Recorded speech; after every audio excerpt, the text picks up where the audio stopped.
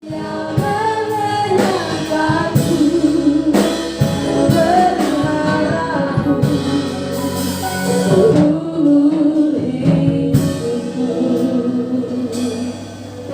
sungguh percaya firman-Mu Tuhan, bahwa segala sesuatu yang terjadi dalam hidup kami ada dalam pengontrolan Allah. Tuhan berjanji bahwa sehelai rambut kami itu jatuh karena izin Tuhan. Itu membuktikan bahwa Engkau Immanuel, ada Allah yang ada bersama-sama dengan kami. Engkau Allah yang bukan transenden, yang jauh, tetapi Engkau Allah yang Immanuel, Allah yang dekat, Allah yang senantiasa menjadi sahabat buat kami, teman yang terbaik buat kami, Bapa yang luar biasa buat kami. Pagi ini kami berdiri di hadapan Tuhan, kami siap lagi untuk mendengarkan firman-Mu. Mari Tuhan, ambil alih seluruh pemberitaan firman Tuhan ini, dan biarlah kami semua pulang dari tempat ini dengan keberkatan-keberkatan daripada Allah. Kami pulang dengan pesan Tuhan yang pasti buat kami, dan kami sungguh percaya waktu kami mendengarkan firman-Mu, setiap kami akan dilawat oleh Tuhan. Oleh sebab itu hamba berdoa, biarlah Tuhan Engkau pakai hamba yang sederhana ini, sehingga setiap kata kalimat yang keluar dari bibir mulut hamba hanya untuk mempermuliakan Engkau. Terima kasih Bapa, terpujilah nama-Mu. Di dalam nama Yesus hamba berdoa dan taruh pemberitaan firman ke dalam tangan. Haleluya. Amin. Bapak Ibu dipersilakan duduk kembali.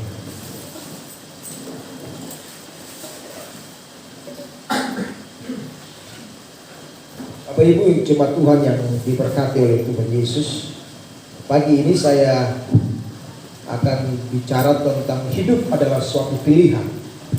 Mari kita buka firman Tuhan bersama-sama dari Injil Yohanes pasalnya yang ke-15 ayatnya yang ke-16. Ada dua pembacaan pagi hari ini. Yohanes pasal 15 ayatnya yang ke-16 dan Lukas pasalnya yang ke-13 ayatnya yang ke-24. Saya baca buat kita Yohanes 15 ayat 16. Demikianlah firman Tuhan. Bukan kamu yang memilih aku, tetapi akulah yang memilih kamu, dan aku telah menetapkan kamu supaya kamu pergi dan menghasilkan buah, dan buahmu itu tetap, supaya apa yang kamu minta kepada Bapa dalam namaku diberikannya kepadamu. Ayat yang berikut Lukas pasal 13 ayatnya yang ke-24. Demikianlah firman Tuhan. Jawab Yesus kepada orang di situ, berjuanglah untuk masuk melalui pintu yang sesak itu, sebab aku berkata kepadamu, banyak orang akan berusaha untuk masuk tetapi tidak akan dapat. Puji bagi nama Tuhan. Bapak Ibu yang diberkati Tuhan, tema kita adalah hidup adalah suatu pilihan. Saya percaya ini tema yang sering kali kita dengar, tetapi saya berharap bahwa ini akan kita tangkap bersama pesan Tuhan, dan kita pulang dari tempat ini dengan satu sukacita baru buat kita. Nah saudara yang diberkati, jika kehidupan ini diibaratkan dengan huruf, maka hidup ini akan diawali dengan huruf B. Ya, birth yang berarti lahir, dan berakhir dengan huruf D atau death yang berarti meninggal. Tetapi di antara huruf B dan huruf D itu ada huruf C yang berarti choice atau sebuah pilihan. Nah saya percaya bahwa kita semua menyadari hal tersebut, bahwa hidup ini adalah sebuah pilihan. Amin. Saudara yang terkasih, kita harus memilih mana yang baik dan benar, mana yang berguna dan bermanfaat, ya, atau kita harus memilih sesuatu yang Tuhan mau dalam hidup kita. Tidak ada istilah kita kompromi dalam menjalani hidup ini, sebab kita semua tahu bahwa tidak ada orang yang dapat berdiri di atas dua perahu dengan kedua kakinya sekaligus. Nah saudara yang Tuhan Yesus kasih, itu berarti bahwa saya dan saudara harus membuat sebuah pilihan. Dengarkan ini baik, kita selalu ada dan terus menerus diperhadapkan dengan membuat sebuah pilihan. Kita selalu berada di sebuah persimpangan yang lain, dan kita harus ada ketegasan di situ. Apa yang akan kita pilih di dalam tahun yang baru ini? Tuhan hadir lewat firman-Nya buat saudara dan saya. Tuhan mau supaya di dalam tahun yang baru ini saya dan saudara membuat sebuah pilihan. Apakah kita mau berjalan bersama dengan Tuhan? Kita mau menyenangkan hati Tuhan? Kita mau memilih hidup yang berhasil, hidup yang lebih baik bersama dengan Tuhan? Ataukah kita mau berjalan bersama dengan dunia ini? Di dalam kehidupan kerohanian saya dan saudara, kita diperhadapkan dengan pilihan-pilihan. Untuk taatkah atau tidak? Untuk berjalan menurut kehendak sendiri atau menurut kehendak Allah? Berkat atau kutuk? Saudara, semuanya itu harus kita memilih. Yesus pernah bicara tegas. Tuhan bicara buat anak-anak Tuhan yang ada di pembuangan melalui hambanya Yohanes di Pulau Patmos. Dalam Wahyu pasal 3 ayatnya yang ke-16, Yohanes berkata begini buat anak-anak secara khusus, anak-anak Tuhan yang ada di jemaat Laodikia. Dia katakan bahwa Tuhan menegur mereka karena mereka tidak panas, mereka tidak dingin, mereka suam-suam kuku. Yohanes bicara dengan tegas dalam Wahyu pasal 3, dia bilang, jadi karena engkau suam-suam kuku alias engkau tidak dingin, tidak panas, aku akan memuntahkanmu dari mulutku. Saudaraku yang terkasih, dari ayat ini jelas bahwa Tuhan memperhadapkan kita dengan sebuah pilihan. Apakah kita mau memilih berjalan bersama dengan Tuhan? Kita mau sungguh-sungguh dalam kehidupan kita ini? Ataukah kita mau berjalan dengan dunia ini dan diombang-ambingkan oleh semua kenikmatan dunia yang ada saat ini? Dan saya percaya bahwa ini menjadi pergumulan yang besar dalam kehidupan saudara dan saya.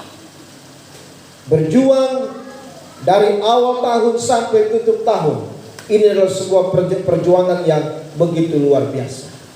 Menuntut pengorbanan di sana, tetapi marilah kita mau bergerak, berjalan bersama dengan apa yang Tuhan mau. Nah saudara yang Tuhan Yesus kasih, ada dua pelajaran sederhana yang saya ingin bagi buat kita di pagi hari ini. Bagaimana kita bisa membuat pilihan yang tepat, dan apa pilihan yang harus kita buat dalam pembacaan konteks dari Lukas pasal 13 ayat 24 dan Yohanes pasal 15 ayatnya yang ke-16. Saudara dan saya bisa membuat sebuah pilihan yang tepat waktu saya dan saudara itu tinggal di dalam Tuhan. Hal yang pertama, bagaimana kita bisa membuat pilihan yang benar, pilihan yang tepat. Kita bisa membuat pilihan yang tepat, pilihan yang benar waktu kita tinggal di dalam Allah. Dalam Yohanes pasal 15 dikatakan di situ, akulah pokok anggur dan kamulah ranting-rantingnya. Barang siapa tinggal di dalam aku dan aku di dalam dia, ia berbuah banyak. Sebab di luar aku, kamu tidak dapat berbuat apa-apa. Saudaraku yang Tuhan Yesus kasih, dalam Yohanes pasal 15 ini, Yohanes menyatakan dengan tegas, menjelaskan kepada anak-anak Tuhan yang ada di saat itu, bahwa untuk bisa membuat sebuah pilihan yang benar, pilihan yang tepat, yang sesuai dengan apa yang Tuhan mau, maka kita harus tinggal dalam Tuhan. Tinggal di dalam Tuhan ini artinya kita punya hubungan, kita terkoneksi dengan Allah, kita benar-benar mempunyai sebuah hubungan yang manis dengan Tuhan. Alkitab bilang di situ, kamulah akulah pokok anggur dan kamulah ranting-rantingnya. Saudara, ranting itu kuat kalau dia keluar dari dalam pokok anggur. Tapi kalau dia hanya tempel, pasti satu waktu akan jatuh. Tinggal di dalam aku, itu bicara tentang hubungan yang indah dengan Allah. Tinggal dalam aku bicara bahwa kita sungguh-sungguh mengasihi Kristus. Itu sebabnya di dalam ayatnya yang ke-9 dalam Yohanes pasal 15 dikatakan gini, seperti Bapa telah mengasihi aku, demikian aku juga mengasihi kamu. Tinggallah di dalam kasih itu. Jikalau kamu menuruti perintahku, kamu akan tinggal di dalam kasihku seperti aku menuruti perintah Bapakku dan tinggal di dalam kasihnya. Bapak Ibu yang Tuhan Yesus kasih, saudara-saudara yang diberkati Tuhan, bicara tentang tinggal di dalam Kristus artinya kita mengasihi Dia dengan sungguh-sungguh. Bicara tentang hubungan yang indah artinya kita mau melakukan firman Tuhan dengan sungguh-sungguh. Ayat 10. Dan di situ bicara tentang hubungan tinggal dalam Allah, bicara tentang status kita yang jelas dalam ayatnya yang ke-15. Dia katakan, aku tidak menyebut kamu lagi hamba, tetapi aku menyebut kamu sahabat. Saudara perhatikan di sini ada kenaikan level dari hubungan yang biasa-biasa menjadi pertemanan yang akrab. Lalu firman Tuhan bilang menjadi sebuah hubungan yang sangat indah, yaitu sahabat. Kita bicara jelas buat kita bahwa tidak banyak sahabat dalam perjanjian lama. Hanya beberapa orang yang dikategorikan mendapat predikat sahabat.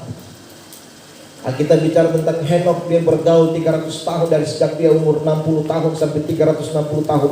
Firman Tuhan bilang Allah mengangkat dia naik ke surga. Kita bicara tentang Musa, seorang hamba Allah, pilihan Allah, abdi Allah. Dan Alkitab bicara tentang Daud, seorang yang luar biasa.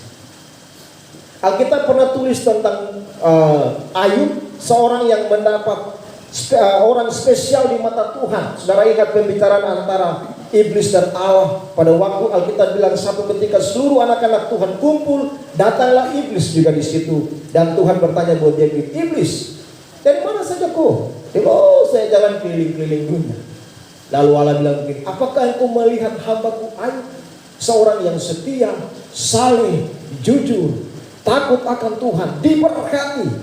Lalu iblis bilang, oh itu karena Tuhan jaga, oh itu karena tanganmu memberkati dia, oh itu karena pagar penggembalaan Allah ada di sekitar dia. Coba angkat pagar pemeliharaanmu itu, pasti dia akan mengutuk engkau. Alkitab bilang waktu Tuhan mengizinkan iblis porak-porandakan Ayub, dalam satu hari semua habis.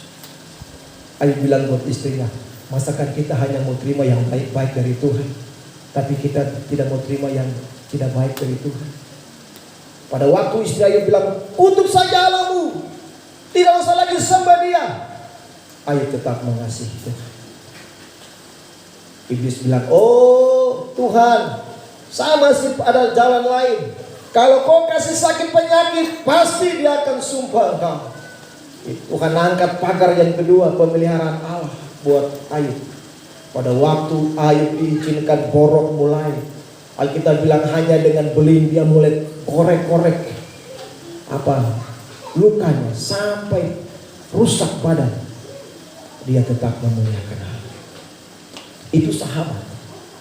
Sahabat adalah orang yang tetap setia, mengasihi kita, terima kita apa adanya. Alkitab katakan di sini buat kita bahwa saya dan saudara bisa menjadi orang yang melakukan pilihan yang tepat, membuat sebuah keputusan yang benar untuk berkomitmen bersama dengan Tuhan, melihat Tuhan, mengejar Tuhan, ingin menjadi serupa dengan Kristus. Maka tidak ada jalan lain, tinggal dalam Tuhan, tinggal dalam Allah saja. Maka saya dan saudara pasti bisa membuat keputusan yang benar. Tinggal di dalam Allah saja. Ini bicara tentang hubungan mengasihi, ditandai dengan kita mengasihi Allah, melakukan firman, dan kita punya status sebagai anak-anak Allah, status sebagai sahabat Allah. Saudara bayangkan kalau saudara punya sahabat orang besar, kira-kira bagaimana? Saudara berteman dengan Bapak Presiden, kira-kira bagaimana? Wah, orang lain mungkin datang masih ada protokoler yang harus dilewati, ya. Tapi kalau kita orang dekat pasti kita tembus saja. Saya ingat Tuhan kasih kesempatan kami ada di Bank Mandiri bersama dengan Pak Aris. Wah, kalau saya datang di Bank Mandiri itu kayak macam saya pejabat begitu. Oh Pak Pendeta Shalom, mari Pak, mari. Langsung bawa naik ke atas. Padahal saya tidak mau ke Paris, saya mau tabung uang sedikit saja. Tapi karena sudah dibawa naik ke atas, jadi sudah kita ikut saja naik ke atas. Sampai di atas, kita duduk cerita sedikit. Pak Aris bilang, Bapak mau apa? Pak Gembala ada perlu? Tidak Pak, saya sebenarnya mau menabung saja. Oh sudah, Bapak mau store berapa? Nanti kita suruh anak buah datang. Wah enak sekali. Saudara, kalau sahabat Yesus tidak ada yang lawan. Amin. Saya ingat satu waktu, Om Julian, Bapak Pendeta Julian bawa foto dengan Pak Presiden ya, Bapak ya, foto. Semua pimpinan sekolah-sekolah tinggi diundang ke kediaman, lalu mereka foto, lalu beliau kasih kesempatan pegang tangan dengan Pak Presiden. Saya bilang, waduh enak sekali. Ya. Orang lain mau ketemu dengan presiden saya susah, tapi kalau ketemu kesempatan foto dengan presiden, apalagi yang kurang ya. Amin. Saudara bayangkan kalau saudara sahabat Allah, tidak ada yang lawan. Saudara ingat peristiwa pada waktu Yesus sedang mengajar, lalu ada satu murid datang dengan begitu bangga, jadi bilang, Yesus, saudara-saudaramu dan ibumu ada di luar. Tapi Yesus bilang apa buat dia? Saudara-saudaraku dan sahabatmu adalah mereka yang mendengarkan firman dan melakukan. Amin. Waktu Anda dan saya mengasihi Tuhan, melakukan firman-Nya, mentaati firman-Nya, firman Tuhan bilang, engkau sahabat Allah. Dan waktu kita sahabat Allah, kita orang prioritas. Kita diprioritas. Bapak Ibu yang Tuhan Yesus kasih, Anda bisa buat keputusan yang benar kalau Anda tinggal dalam hadirat Allah. Saudara ingat cerita tentang orang-orang Majus? Mereka tidak pernah kenal Allah Israel. Tapi waktu mereka bertemu dengan bayi Yesus, firman Tuhan bilang, Allah bicara langsung dalam kehidupan mereka.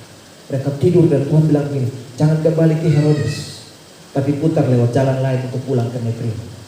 Alkitab katakan, orang yang tidak kenal Allah, latar belakang sebagai penyembah berhala, tapi waktu dia datang mencari Tuhan, Tuhan menjadikan dia sahabat Allah. Alkitab bilang gini, Allah beritahukan isi hatinya bagi mereka. Dengarkan saudaraku, waktu Anda tinggal dalam Tuhan, maka isi hati Tuhan taruh buat saudara. Amos pasal 3:7 bilang, Allah akan memberitahukan isi hatinya bagi mereka. Bukankah ini yang Tuhan buat Abraham? Waktu dia mau kasih hancur tanah Soar, Sodom dan Gomora, dia bilang, Abraham, saya mau ke sana kasih hancur, tapi ada kok keponakan di sana. Abraham bilang, Tuhan, jangan, kalau ada 50, kalau ada 30, kalau ada 10 Tuhan. Dia hanya ingat Lot dan anak-anaknya dan istrinya. Tuhan bilang, aku tidak akan membumi hanguskan tempat dan mereka. Tuhan akan memberitahukan isi hatinya waktu kita tinggal dengan Tuhan. Yang kedua saudara, pilihan apa yang harus kita ambil atau kita lakukan sesuai dengan pembacaan firman Tuhan ini. Alkitab katakan di sini, pilihlah untuk bertanggung jawab dengan kesempatan yang Tuhan berikan. Ayat 16 dikatakan di situ. Bukan kamu yang memilih aku, tetapi akulah yang memilih kamu, dan aku telah menetapkan kamu supaya kamu pergi dan menghasilkan buah. Saudaraku yang terkasih, menghasilkan buah ini bicara tentang kesempatan. Satu kesempatan kepercayaan yang Tuhan kasih buat saudara dan saya. Satu tanggung jawab yang betul-betul luar biasa. Kesempatan yang Tuhan berikan. Tuhan bicara supaya saya dan saudara menghasilkan buah, dan ini bicara tentang kesempatan yang ada. Pilihlah hari ini. Apakah di dalam tahun yang baru ini kita mau pakai kesempatan umur panjang yang Tuhan berikan buat kita ini untuk melakukan apa yang Tuhan kehendaki? Ataukah kita mau hidup biasa-biasa saja? Saya ingin satu kali gabung. Yang kedua, pilihan untuk melakukan hal yang bersifat kekal, produktif. Dikatakan, pergilah kamu dan menghasilkan buah, dan buahmu itu tetap. Alkitab bilang kesempatan yang Tuhan kasih kita pakai untuk apa? Pakai untuk hidup yang betul-betul produktif, hidup yang maksimal, hidup yang menghasilkan sesuatu, bukan hidup yang biasa-biasa, bukan hidup sebagai orang pemalas, orang berbilang, atau bukan hidup tanpa tujuan. Tapi kita punya target kita apa? Menjadi sama dengan Yesus. Target kita apa? Target kita adalah berbuah. Target kita apa? Target kita adalah memuliakan Tuhan dalam hidup ini. Kita mau pakai apa yang Tuhan kasih untuk memuliakan Allah. Alkitab katakan di sini, kamu pergi dan menghasilkan buah. Pertanyaannya adalah, apakah kita mau pakai apa yang Tuhan kasih, kemampuan, kekuatan, hikmat, talenta yang Tuhan kasih? Kita mau kembangkan ini. Seperti gambaran Paulus dalam 1 Korintus pasal 3 tentang apa, bahan-bahan apa yang Tuhan sudah kasih. Apakah kita membangun atas pasir, atas kayu, atas jerami, rumput kering, ataukah atas emas, perak? Kita mau pakai itu. Bapak Ibu yang Tuhan Yesus kasih, orang-orang muda, saya mau tantang saudara. Pilihlah untuk menjadi orang-orang yang mengerjakan perkara-perkara surga. Pakai hidup ini untuk hal-hal yang kekal. Atau saya mau bilang dengan kalimat sederhana, pakai hidup ini untuk produktif, menghasilkan sesuatu yang nilainya kekal. Amin. Bukan hal-hal yang biasa. Kita selalu ditantang untuk melihat pekerjaan pelayanan Tuhan. Ya. Kita ditantang untuk mencari jiwa. Kadang-kadang kalau saya duduk melihat dan merenungkan pelayanan di sini, Tuhan luar biasa.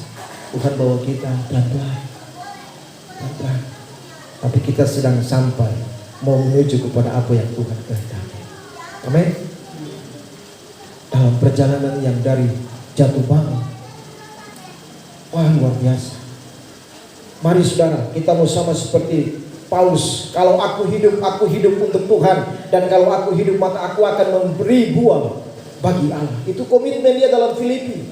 Aku hidup, aku akan memberi buah bagi Allah. Dan mati adalah keuntungan, hidup adalah harus memberi buah.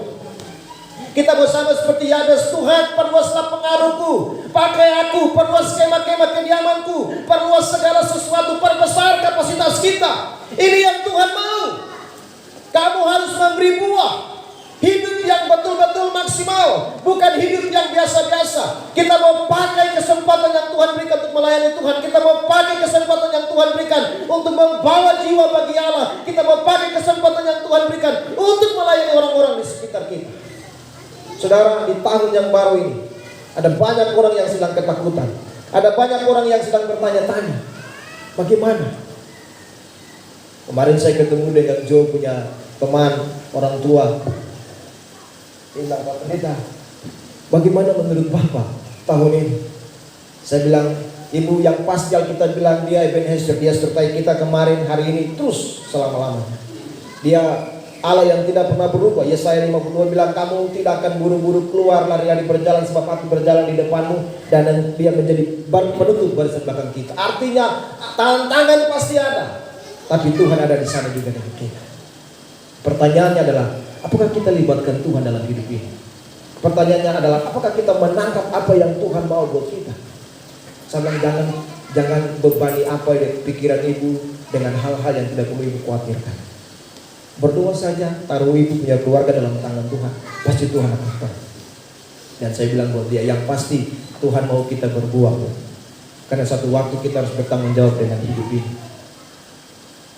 Ada cerita yang luar biasa tentang seorang penyembelih besar di Inggris. Pada waktu mereka mengambil keputusan untuk melayani Tuhan, seorang hamba Tuhan besar datang khotbah dari Amerika. Dia bilang, siapa yang mau pergi ke Afrika? Siapa yang mau pergi ke Nigeria? Siapa yang mau pergi ke daerah-daerah ini? Mereka dua berdiri dan mengambil keputusan.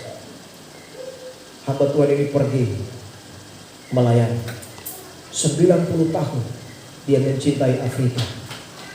Dan pada waktu dia mau mati, dia bilang begini buat asisten seorang wanita. Dia bilang, kalau saya mati, tolong ambil jantung saya dan hati saya, lalu tanam di Afrika, sebagai tanda bahwa saya mengasihi orang Afrika. Wah, pada waktu mereka membawa pulang mayatnya, seorang dokter yang melayani dengan setia, pada waktu mereka bawa pulang mayatnya ke Inggris, dalam peristiwa perkabungan, ada seorang teman, seorang bapak yang sudah cukup umur 92 tahun. Dia berdiri lalu dia menangis. Aku menyesal. Dia pukul dadanya, terus pukul dadanya. Lalu mereka bilang, Pak, coba diam dulu. Dia bilang, saya tidak mau diam, saya menyesal. Dia bilang, David Livingstone telah memberikan hidupnya untuk Afrika, dan hari ini saya tahu bahwa dia akan mendapat mahkota di sorga. Tetapi saya memberikan waktu habis percuma. 40 tahun saya tidak buat apa-apa. 40 tahun dia menderita untuk orang-orang di Afrika. Tetapi saya sia-siakan waktu 40 tahun. Saya umur panjang 92 tahun. Tapi hari ini saya berdiri menyaksikan bahwa teman saya ini lebih mulia dari saya. Lalu hamba Tuhan itu tidak bisa khotbah lagi. Dan mereka hanya berdiri untuk mempersilakan dia maju ke depan. Dan dia menyaksikan bahwa mari pakai hidup ini dengan baik. Jangan buang kesempatan yang Tuhan berikan. Sebab satu waktu Tuhan akan minta pertanggungjawaban dari kita. Bapak Ibu yang diberkati Tuhan, Wahyu 14, Kakak Fian tolong kasih. Wahyu 14 ayatnya yang ke-13.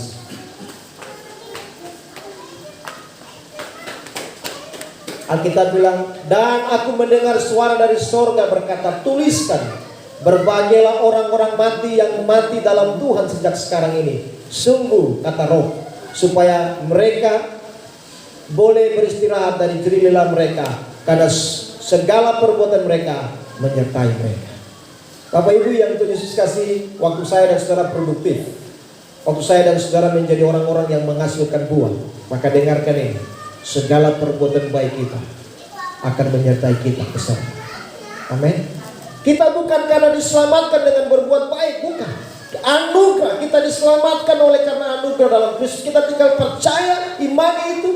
Tetapi buah daripada perbuatan-perbuatan baik kita, buah daripada kita memuji, mengucap syukur buat anugerah keselamatan yang Tuhan berikan. Waktu kita melakukan perbuatan baik, kita bilang, semua yang baik ini akan menyertai kita.